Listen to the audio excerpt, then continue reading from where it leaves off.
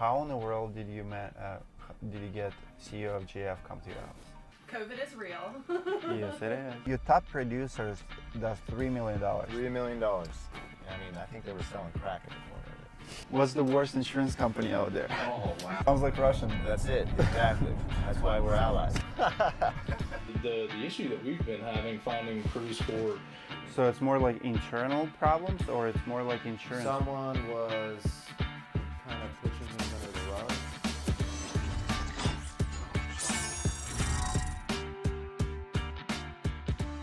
Today we're in Atlanta visiting Escex Roofing. We'll show you everything these guys do. They're absolutely amazing. You will see why we picked them for a company tour. Let's go. Nick about to pick me up.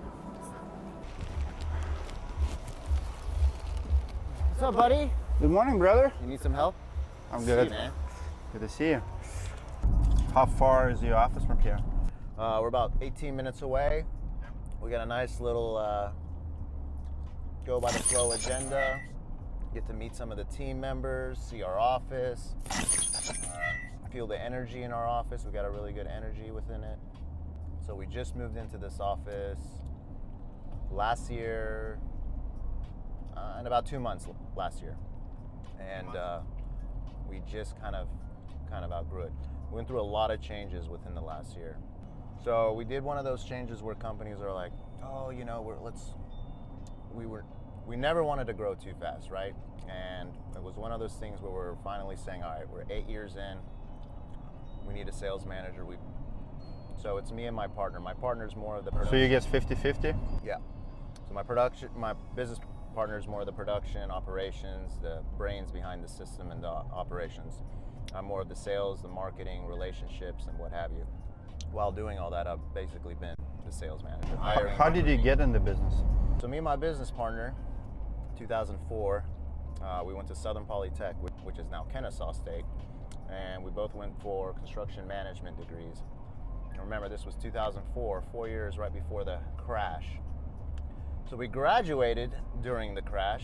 He graduated with land development. I graduated with construction management. And so you're roofers with degrees.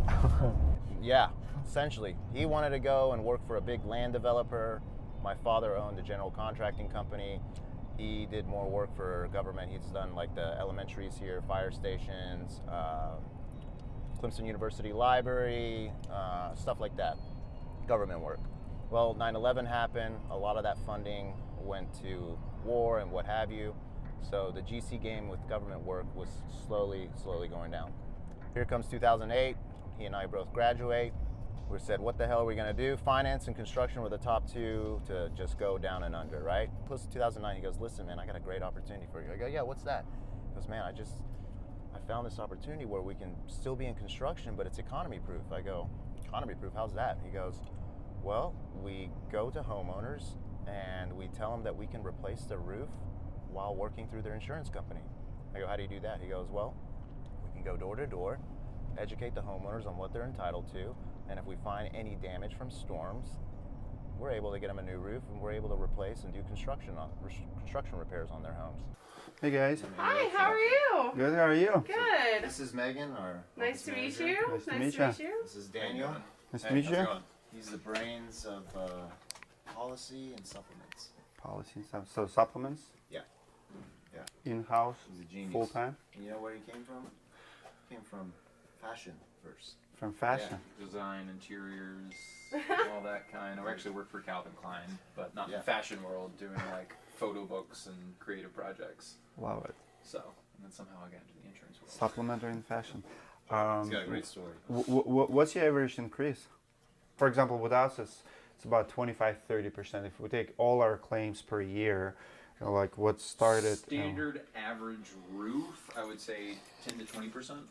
10 to 20? Yeah, just for basic roof, but most of that is code upgrades, Sure. law and ordinance, the easy sells to the carrier. Sure. Or anything that can tie into manufacturer's installation instruction. Do you get O&P often? Standard roofs, no. Standard roofs with an interior. Do you do a lot of interior? Then we're talking, yeah, because a lot of them are, are a leak that then hits the interior, and then that opens up an easier argument for What's the minimum amount of trades that you typically need for? 3, they say. 3? Georgia's not a hard and fast state that won't. Well, that's what they say. Who cares? Like, I mean, there are companies you're supposed to get on everything. Like, what's complexity? What's 3? So you're telling me that if you do the roof, you don't need overhead and profit. Like, you don't need to be in. You know, if you do 100 roofs, you don't need overhead and profit. You don't have overhead. Yeah. But if you add gutters and other stuff, now you do. I mean, it's nonsense. But you can also argue on the flip side, a roof is technically 3 trades. Because once you start doing all of your vents, all of those in Xactimate pop up as HVAC or plumbing. So, like, if you really want to get down to brass tacks, you can kind of make that argument on the roof. Do you know who Steve Patrick is? No. Point is this, just like he said, you're not pushing it. You can push it. Right. So if you want to do appraisal on every job, if you want to take insurance companies to court every time, if you want your files to be open for 6 months, you can get ONP on almost on every job. Long story short, he went with it. I went my way. Found a position with a company. They go bankrupt. They were remodeling elementary and high schools. So let's fast forward 4 years. I'm in corporate America. I'm working for TJX. They're a Fortune 500 company. Corporate America, all politics. You climb the ladder and you can, God knows when the ladder ends because you're slaving yourself for someone else, right? Finally, I meet who is my wife now. Her father, which is my father-in-law now, at the time says, you know, your family, you know, our culture, we all come from owning our own business. Why don't you start your own thing? I go, yeah, but this economy, you know, it's just not what it was. And, you know, my whole self-employment vision is... So it's for Iranians, it's good, like it's known to have a business, like over there. And when you meet an Iranian, they're usually a engineer, doctor, they own a business, rug, or education ranks very high. Yeah, very high. Yeah, if you're not a doctor, your mother says, oh, you could have been an astronaut. If you're not an astronaut, it keeps going and going. That's how it is. Never good enough. So... Sounds like Russian. That's it, exactly. That's why we're allies. But anyhow, so I posted a status. Hey guys, fam, friends, if you see this, send me a message. I'm starting in my own business. I have a few ideas. If you like to get together and discuss if we can work together on something and come together with something, let me know. So remember, 6 years ago, my friend Adam told me about this industry. Sends me a private message, says, hey, what are you looking to do? I go, I'm actually looking to start a roofing company. That's when he sends me a text and goes off Facebook and says, you son of a bitch. I said, why? Why are you calling me that? Because I told you this 6 years ago. I go, oh, shit, you're right. So 6 years later, he's been at a roofing company, very large roofing company. You guys are aware of Storm Team Construction? Yep. He started in Atlanta, actually in the CarMax building. Anyhow, worked his way up all the way, very reputable company. He basically helped them get to where they were. They wanted him to move to Ohio. He said, I can't move my kids to 6 feet of snow and strip malls and TGI Fridays. I like to stay in Atlanta. He wanted to, you know, get a little piece of the pie as well. It wasn't the place and time for that company to do it. So he came to me and said, listen, I've got the gas, I've got the car. I'll put you in the driver's seat and I'll give you all the gas you need and I'll teach you how to drive it. You just got to promise me that you'll trust me. And I said, absolutely. What's the worst insurance company out there? Oh, wow. I mean, my audience already know it. I'll say this, it's not always the worst carrier, it's the worst adjusters. Who employs the most worst adjusters? Least favorite is probably Allstate's the hardest to work with. Allstate? Pretty Yeah. much across the board here. Everywhere. Liberty Mutual is not easy to work with. Anybody else is You know just why, kind of right? hit They or got bought miss. out by, Why do you Mutual. think Allstate is so different from like State Farm and others? Why they can't just pay? I mean, they're like $30 billion company. They like to defer to the part of their policy that says they have the right to repair or replace. And then in translation, I think that they've trained the majority of their staff to say that repair comes first in that sentence. So therefore, they always have the right to repair first. So they always And then start replace. claims.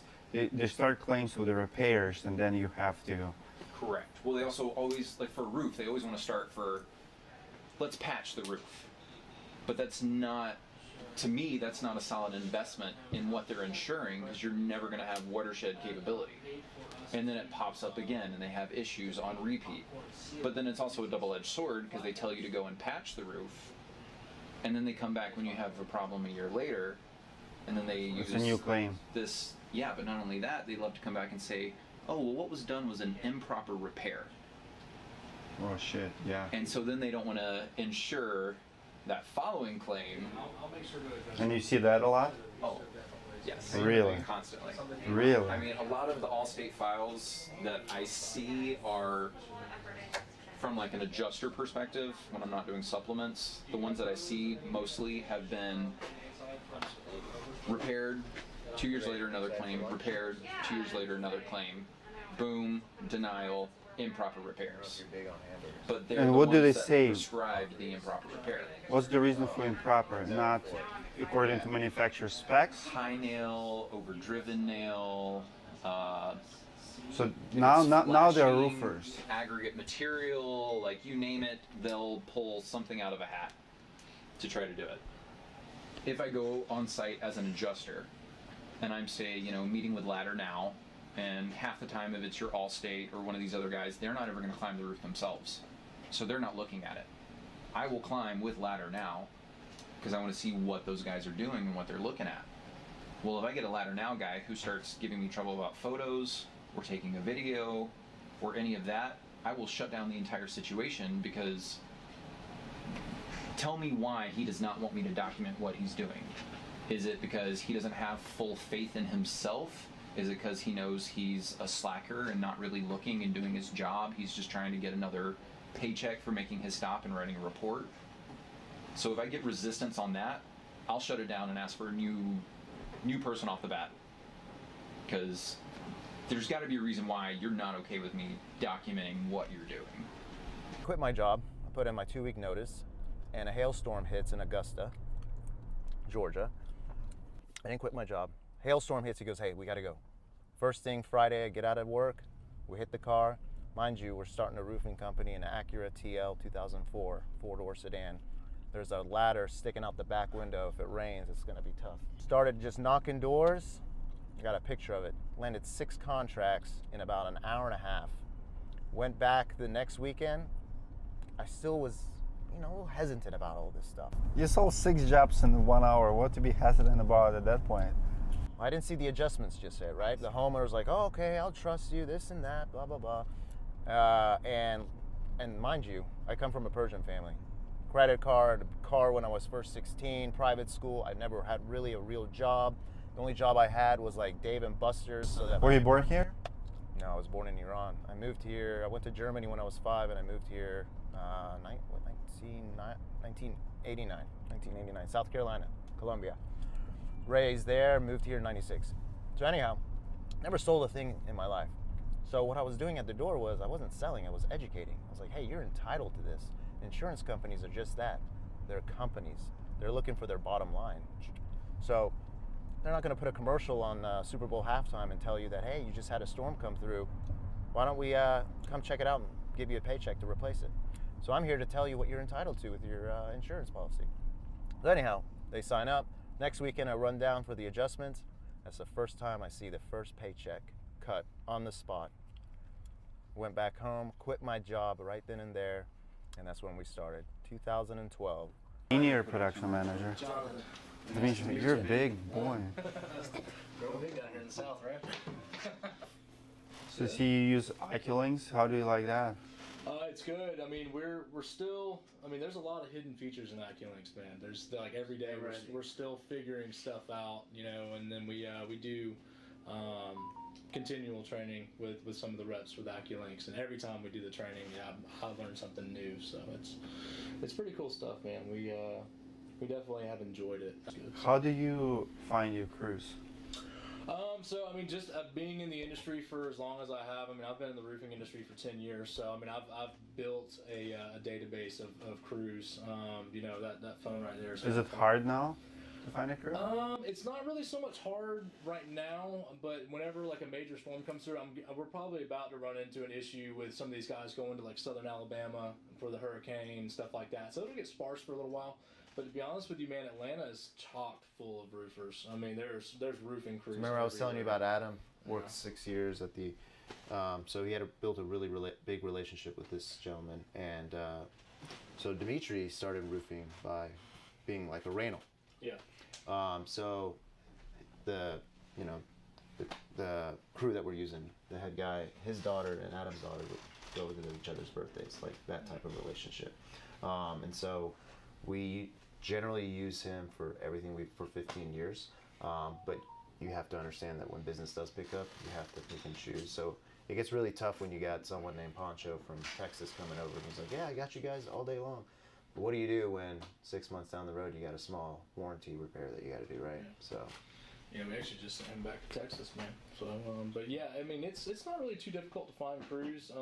The issue that we've been having finding crews for is like trim work. To be honest with you, roofing crews are easy. Trim work guys, man, everybody says that they can do trim work, and then you go and double check their stuff, and Handyman style. yeah, they can be kind of shoddy. So it's so finding good quality trim work guys that do good work for a good price.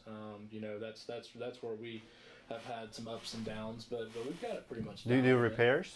Mm-hmm. Yeah, we actually have a repairs department. Yeah. So It's a shit show. And having an AR for a $300 job, yeah. but it pays off when the storm comes a year later and they're like, oh, now we can file this thing, or you know, they got a neighbor that has, you know, Yeah. so. How many guys you have doing repairs? We've got one repair manager and about 3 crews. So he schedules all these guys out. Just small. And with this hurricane that just came through Atlanta, man, he's been running like crazy. So I think yesterday we had like 15 tarp appointments and leaks that came through just in like a 4-hour span yesterday morning. So Your top producers does $3 million. $3 million. But I have a question for you. So you're gonna, it's like half of your business pretty much. What will happen if he quits and walks away? So when someone is that important to you, to your family, I mean, the guy's providing for you. He's providing for your family. He's providing for your name, your brand, your future. You have to harness that. And what do you do with that? You bring him in so he feels that he has a part of what he is. And so we actually brought him in 2 weeks ago. We worked on a deal, and he actually gets a percentage of all the gross sales within the company. So he's a salesman, 1099, but he doesn't think that way. Sure. What he says is, yeah, you're 1099, you got your LLC. Well, then treat it like you're your LLC. Every day you need to have your full schedule blocked by appointments. And we said, listen, you can't be climbing. You're 44. Your knees are going to give out soon. You got to think of your future. So why don't we do something that's beneficial for the company and beneficial for you, your health, and your family? Whatever you have done, where 70% of these adjusters showing up and tell you, Ollie, what's up, my man? It's so great to see you, but I got another estimate for another company I got to write. Can you just take the chalk and camera, please? You got it, buddy. Marks it all up. It's done. Half the time they ask him for his pic, not half the time, but about 20% of the time they ask him for his pictures. Again, he's built such a trust and a camaraderie with these adjusters to a whole different level. So it's, hey, let's benefit the company and let's benefit you with this powerful thing you've built. So why don't we have you duplicate the other people at least to 50% of what you do, what you know, what you can teach them. You get a percentage of that, and you are at a point where you're not stepping foot on a roof ever again, and you're managing, you're training, and these are people underneath your raft, and you're getting and making a living off of them. Love the idea, brought him in, gets a percentage of the company and the team that we have, and essentially the company will now be able to strengthen with all the other team members, and however it is he's figured out what he does. It's like, No, I can't. What's happening here? Megan, here. Hello. Megan is protective. COVID is real. Yes, it is. information. True. So true. what's your title? Do you have title in your email signature? I don't know. I don't think any of us have titles in our I email refer to her as signature. office manager. Office manager. Yeah. Yeah. Office manager. I do a lot of the administrative stuff. I handle the new files when they come in. I offer a lot of field support to production, making sure that they have all the documentation and photos, eagle views, things like that. How do you train your boys to provide all of that? They hate us that. I am very thankful to have other managers on the team like Jonathan. He is very good about staying on top of his guys, making sure that the photos come in, everything, because he's got to have the before photos before we go out there and start tearing off the roof, and then we've got to have completion photos to submit to the insurance company on the back end. So What's the average photo amount per job? I'm sorry. Do you have like average photo? How many pictures per job? Oh do you gosh, I would say probably in the 30 to 50 range. We take a lot of photos while we're out 30, there. 50 is not a lot. I No. think we start at 130 75. 130 is where we'd like to be. Yeah, Yeah. 130. I mean, What's the latest bills you have now? 6 months past due? Oh man. Like, I mean, we've always got those trouble Don't get me started on the customers AR. or, the check that gets stuck. We've at the got mortgage 200 company. grand sitting in 240 days and above. 240 days, 200 grand. We had a lot of changes and employee implementing changes, one person leaving. So it's more like internal problems, or it's more like insurance? Someone was kind of pushing things under the rug versus dealing with it right then and there when there were issues, and that built up like a snowball. But also at the same time, we were having production manager changes, stuff like that. So We've changed collection companies too. Things yeah, like that. yeah. What- We went you- 7 years strong without having an AR above 90 days. Let's put it that way. You have collection companies? Well, Yes, we have, we've got a company that will harass them for 30 days and say it's going to go on your credit, this and that. They take Is it that for- some Iranians? No, they're based out of Florida actually. Yeah. We you have rarely use 7 that. days to pay this bill. Yeah, but they take such a huge fee. Whatever we collect, it's like 15, 20, 25%. We rarely go there. We did it for like 3 or 4 jobs. But we've got a legal counsel. They'll send a letter and say, hey, what's the issue? This is what And that's you're what at. that's what I did. My lawyer charged me $200 for letter. That's it. Super, like, Quick and easy. once they receive the letter, it. boom. Yeah. Like Yeah. it's like That's it. nobody likes Yeah. receive legal from letters from actual lawyer. Right. Very So if few. you thread them, yeah. Yeah, that's it. So last question I have about your top producer. What stops him to go on his own? So he's been offered lots of partnerships. Ollie, come over here, man. We'll give you 50%. We'll give you 60%. We'll do this. We'll do that. He's turned them always down. And it's actually an oxymoron. The Persian culture, it's not like the Jewish culture. The Jewish people, they stick together. They help each other, right? Persians are so competitive, and they're so, oh, he's out to get me. He's trying to hustle me. They're always against each other. They're trying to compete, or they don't have that trust in business. When it comes to business, it's never good. Even down to your own father, brother, or cousin. It's tough in our culture. So him being Persian as well, it doesn't go quite as well with this story, but there's been something different that we've done. And where he came from, he was living in an apartment, barely making rent. He was, his family owns a very successful restaurant business. He was running that, but it was managing the bar, the restaurant. You're up till 4 a.m. It wasn't a good lifestyle. It was a tough, hard lifestyle. We brought him in. His brother forced him to give this a chance. And we just started out. It was 2000. We started in 2012. We were in Dallas, Georgia, going door to door, where you had semi trucks parked in the driveway. So it wasn't a very promisable thing to tell him to come over, right? But he came over. He got his first job, $300 for an hour of going out, landing a job. But then he quickly got scared, and that wasn't commission. I can't do it. So he went back to the restaurant world. Again, he was in a bad spot. He wasn't having a good lifestyle. His health wasn't good. He's 10 years older than me, right? So, at that time he was getting to his 40s, and so he had to figure out things. But no one else would take him. Even his own family knew how tough it would be to, really get him focused and everything, because he actually owned his own businesses. He was in the restaurant game, and when the market crashed, he lost all that and everything else, like many other people. So it was a tough thing for him to rebound. We stuck by his side after a mistake. It took him over a year and a half to really get this, maybe 2. Sent you a little something. So the first sales guy that started with us was Ronnie. You'll meet Ronnie today. And he was a $1 million producer within his first year. They partnered up. As soon as we partnered them up, he took off the Hales. He was understanding everything. He was going faster, learning. But anyhow, he was at a place in it's his funny role. you call it partner up, not hire team. Exactly. So you call your sales guys partners? Everyone that works with us, exactly, is that, with us. You don't work for me, you work with me. Everyone is partners, right? And so from day one, we don't start out with saying it's business first. We say we need to first work on your personal life. Your quality of life will ensure a successful operation at work. If things at home aren't good, you're not focused at work. So what we did was we focused first on Ronnie, Ollie, whoever it was when they first started. What's going on? It's not that we were getting nosy. Someone had a very bad thing with a girl. We would counsel them at work and say, dude, you need to do this, you need to do that. We almost became as if like therapists without licenses, telling them we really used psychology in our business. And we helped these people. Seriously, they were in a deep hole where they were.